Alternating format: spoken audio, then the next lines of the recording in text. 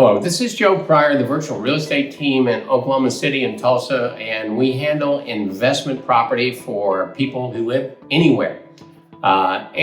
Recently I've listened in on a couple of webinars, and there's this old statement that I think, pretty well holds true. Well, if something looks like it's too good to be true, then it probably is too good to be true.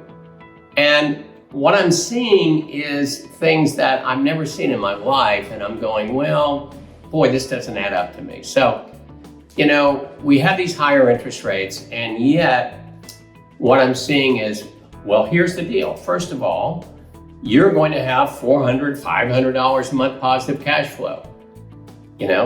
That's my first red flag, mainly because I know that's not going to happen. It's just not going to happen anywhere. And so I want to question that. The second thing that they tell you is, well, we're also going to provide a renter for you. We have no vacancy, zero vacancy. That's my second red flag, mainly because I've owned a property management company. I know that vetting a tenant is huge. It is number one. You've got to get it right, the first time, because people can tear up your house. I've seen it happen. So, I'm going, well, okay, you mean I have a tenant that I know nothing about.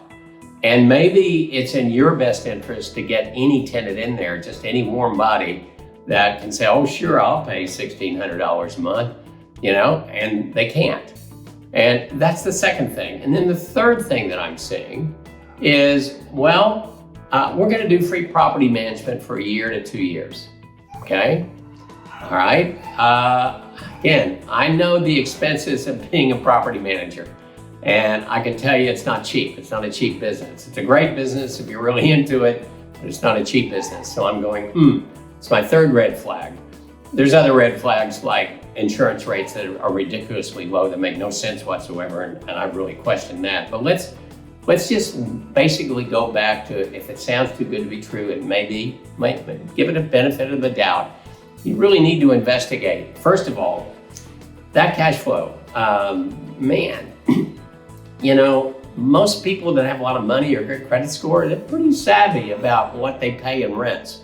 And they're going to search around. And so why are they paying $1,600 when somewhere else they can pay $1,400 or $1,300? And that's something. So you need to say, well, I'm not going to buy this unless I see the credit score, criminal history, or whatever. I mean, if you can't show this to me, then I'm not in. I got to approve the tenant.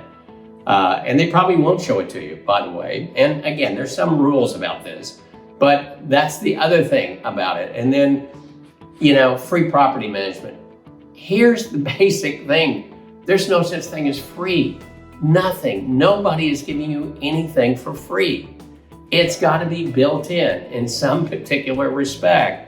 Maybe it's built into the price of the house or something else. It's just like I've seen builders say, well, we're going to give you all this closing costs, but you got to use our preferred lender. Now, that may be a good idea, but sometimes it's really a situation, who's paying for that? Mortgage company's paying for that, all right, to get the client. So there's a lot of things we really question in real estate because we want it to be right for you.